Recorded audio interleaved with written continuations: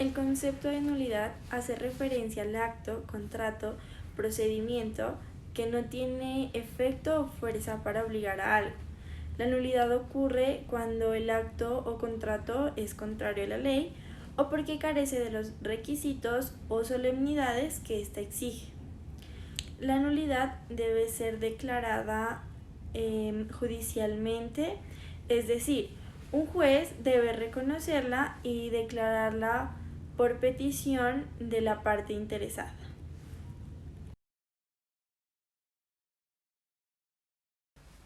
Las principales características de la nulidad. Es una sanción de carácter privado que el ordenamiento impone a los actos que desbordan los límites de la autonomía de la voluntad.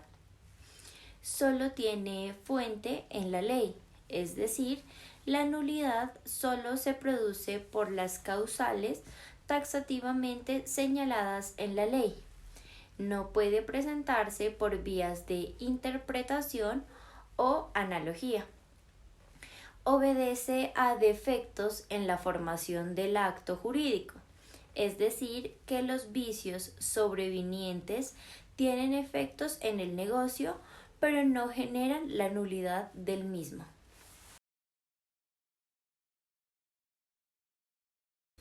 Requisitos de los contratos y su nulidad. Para que un contrato sea válido y produzca efecto entre las partes firmantes de forma general, debe reunir los requisitos que señala el artículo 1502 del Código Civil, que son que sea legalmente capaz, que consienta en dicho acto o declaración y su consentimiento no adolezca de vicio, que recaiga sobre un objeto lícito, que tenga una causa lícita y adicionalmente señala el artículo 1740 del Código Civil respecto al concepto de nulidad de un acto o contrato. Es nulo todo acto o contrato a que falta alguno de los requisitos que la ley prescribe para el valor del mismo. Acto o contrato según su especie y la calidad o estado de las partes. Por ejemplo, un contrato de compra-venta en el que no se pactó un precio. En este caso, por faltarle un requisito esencial, no puede tener validez. Un contrato que está viciado de nulidad cuando faltan los requisitos que la ley exige para su validez, los cuales anteriormente se enumeraron, y la declaratoria de la nulidad es que la sanción que se imputa por omitir dichos requisitos. Entonces, si un contrato no cumple estos requisitos, está viciado de nulidad, que puede ser relativa o absoluta. La nulidad absoluta es aquella que no puede ser saneada y la única salida es declarar nulo el contrato. Al respecto, señala el artículo 1741 del Código Civil en sus dos primeros incisos que la nulidad producida por un objeto o causa ilícita y la nulidad producida por omisión de algún requisito o alguna formalidad que las leyes prescriben para el valor de ciertos actos o contratos en consideración a la naturaleza de ellos y no a la calidad o estado de las personas que los ejecutan o acuerdan, son nulidades absolutas. Hay asimismo nulidad absoluta en los actos y contratos de personas absolutamente incapaces. Es el caso, por ejemplo, cuando el contrato versa sobre un objeto ilícito o cuando es firmado por una persona legalmente incapaz, que son situaciones que no se pueden subsanar. El juez que conozca el proceso puede declarar la nulidad absoluta oficiosamente en caso de advertirla.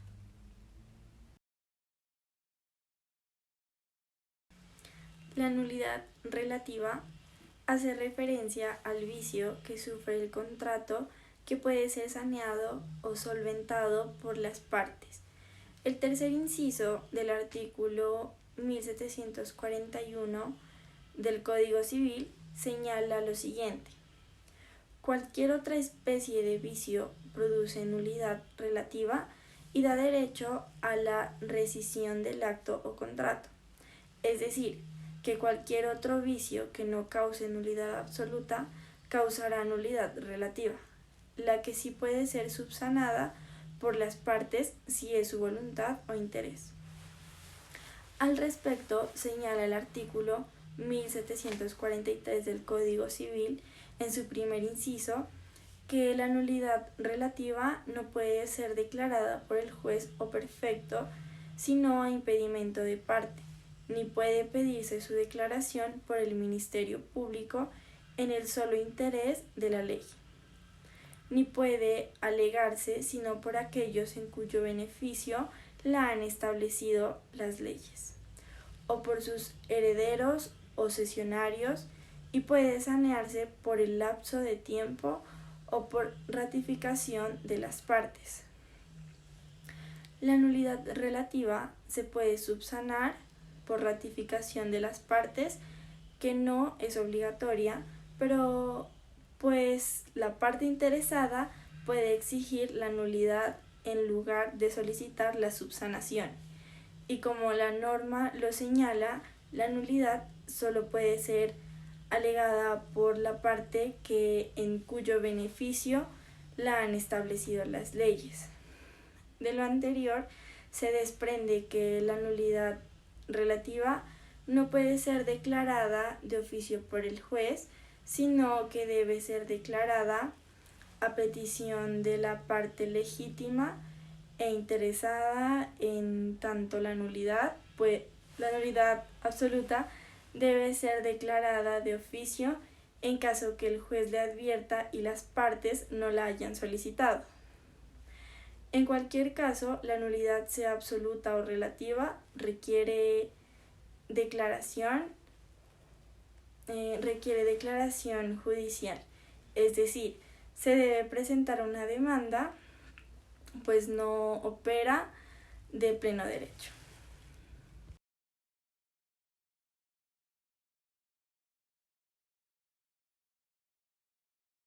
Algunas características, similitudes y diferencias entre la nulidad absoluta y relativa son que ambas, por tratarse de una sanción civil, debe ser declarada judicialmente. La nulidad absoluta puede ser declarada de oficio por el juez, mientras que la nulidad relativa solo puede declararse por solicitud de parte. Del mismo modo, la absoluta puede ser alegada por el Ministerio Público, en tanto que la relativa sí puede ser alegada por una de las partes del acto jurídico. En el mismo sentido, la nulidad absoluta puede ser solicitada por cualquier persona que tenga interés en ello. En cambio, la nulidad relativa solo puede ser solicitada por aquellas personas cuya protección buscó la respectiva causal de nulidad. Ambas nulidades pueden ser saneadas por el paso del tiempo, siempre y cuando la causal de la nulidad absoluta no sea el objeto o la causa lícita. Efectos de la nulidad. Los efectos de la nulidad declarada judicialmente en sentencia con fuerza de cosa juzgada se encuentran contemplados en el artículo 1746 del Código Civil, los cuales son los siguientes. Confiere el derecho a las partes de restituir las cosas a su estado anterior, es decir, a como estaban antes de que hubiera existido el acto o contrato declarado nulo. También da derecho a las restituciones mutuas, es decir, del pago de las mejoras, las restituciones de las especies y de sus frutos, entre otros. En este último caso, cada una de las partes será responsable de la pérdida de las especies o del menoscabo que se haya producido por su culpa. Al respecto, la Corte Suprema de Justicia, la Sala Civil de Casación y Agraria, en sentencia de 4 de febrero de 2003, en el expediente 6610, se refirió de la siguiente manera: declarada judicialmente la nulidad de un contrato, las partes deben ser restituidas de jure al estado anterior y por tanto la prestación respectiva que conduce a que la restitución se verifique se debe también de jure y procede en ello oficiosamente la justicia sin necesidad de demanda. Tales prestaciones comprenden, además de la devolución de las cosas dadas con ocasión del contrato inválido, sus intereses y frutos, el valor de los gastos y mejoras que se hubieran realizado en ellas, además de las indemnizaciones provenientes de la pérdida culposa o deterioro que sufrieran mientras estuvieron en poder de la parte obligada a la restitución. Entonces, como la declaración de nulidad tiene efecto la desaparición del contrato como si éste nunca se hubiese celebrado, no se debe dejar de lado que entre las partes se pudieron haber realizado ciertas actuaciones que deben restituirse a su estado anterior. En el caso del contrato de compra-venta de un apartamento, donde el vendedor hace la entrega y el apartamento, solo paga la mitad del precio, se dice que el contrato es declarado nulo, ya que el comprador debe devolver el apartamento al vendedor y éste debe devolver al comprador el dinero que recibió como parte de pago.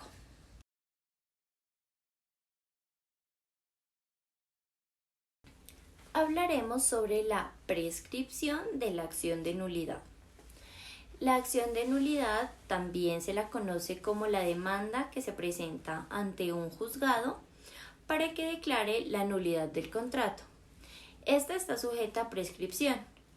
Para el caso de la nulidad de un contrato civil, la prescripción es de 4 años en términos del artículo 1750 del Código Civil, teniendo en cuenta que ese término inicia a contar dependiendo de las situaciones ahí mencionadas. Este cuatrienio se contará en el caso de violencia, desde el día en que ésta hubiere cesado. En el caso de error o de dolo, desde el día de la celebración del acto o contrato. Cuando la nulidad proviene de una incapacidad legal, se contará el cuatrienio desde el día en que haya cesado esta incapacidad.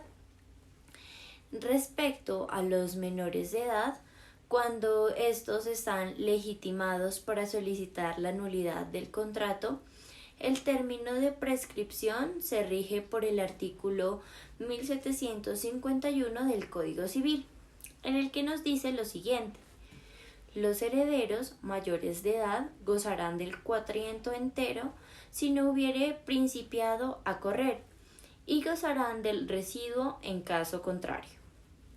A los herederos menores empieza a correr el cuatrienio o su residuo desde que hubieren llegado a edad mayor. Pero en este caso no se podrá pedir la declaración de nulidad pasados 30 años desde la celebración del acto o contrato. Tratándose de los contratos mercantiles, el Código de Comercio en su artículo 900 señala un término de prescripción de 2 años, y dicho artículo no habla de nulidad absoluta o relativa, sino de anulabilidad, lo que nos quiere decir que será anulable el negocio jurídico celebrado por persona relativamente incapaz en el que haya sido consentido por error, fuerza o dolo, conforme al Código Civil. Una vez transcurrido el término de 4 años, la acción de nulidad prescribe y la prescripción es una de las excepciones que se pueden interponer en una acción de nulidad.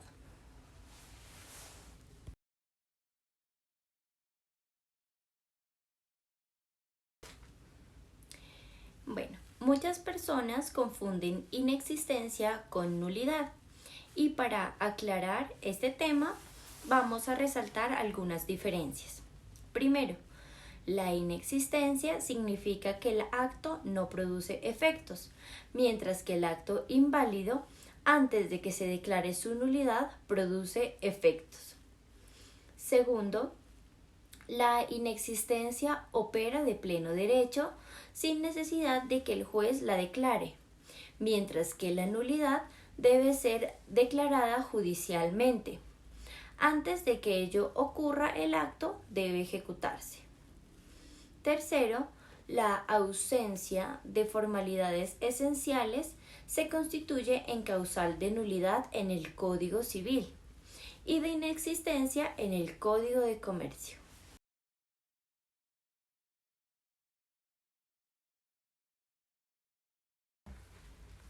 Comparando las causales de nulidad del Código Civil y del Código de Comercio, pueden hallarse las siguientes conclusiones. En el Código Civil, la sanción general no es la nulidad absoluta, sino la relativa, que se encuentra en el artículo 1741. En el Código de Comercio, la nulidad absoluta es la regla general de las sanciones, es decir, contrariar una norma imperativa. El Código de Comercio dispone que hay nulidad absoluta cuando el acto es contrario a una norma imperativa, salvo que la ley disponga otra cosa, es decir, acepta la inexistencia. En cambio, en el Código Civil se genera nulidad absoluta cuando se omiten formalidades esenciales contrariando normas imperativas, lo cual se encuentra en el artículo 899 del Código de Comercio. Como conclusión, la sentencia de nulidad produce efectos retroactivos y por consiguiente cada parte tiene que devolver a la otra lo que ha recibido como prestación del negocio jurídico anulado. O sea que las partes quedan obligadas a devolverse lo que recíprocamente se hubieran entregado en desarrollo de la relación jurídica declarada nula. Razón por la cual nos dice el artículo 1746 del Código Civil que en las restituciones que hayan de hacerse los contratantes en virtud de este pronunciamiento, será cada cual responsable de la pérdida de las especies o su deterioro, de los intereses y frutos y del abono de las mejoras necesarias, útiles o voluptuarias, tomándose en consideración los casos fortuitos y la posesión de buena o mala fe de las partes. Todo ello según las reglas generales y sin perjuicio de lo dispuesto en el artículo siguiente.